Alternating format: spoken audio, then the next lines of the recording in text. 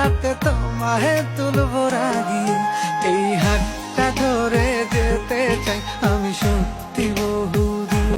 যেদিন থেকে দেখবেন আপনার স্ত্রী আপনার সঙ্গে আগের মতো রাগ করছে না, অভিমান করছে না, ঝগড়া করছে না, গাল ফুলিয়ে বসে থাকছে না, খোঁচা মেরে কথা বলছে না, বুঝবেন আপনি তার মন থেকে উঠে গিয়েছেন।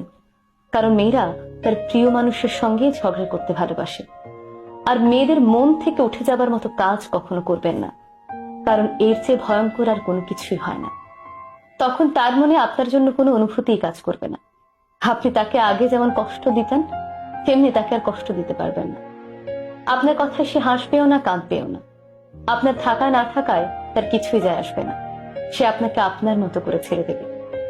তাই প্রিয় মানুষটিকে ভালোবেসে আগলে রাখতে শিখুন, দেখবেন জীবনে সুখী হবে।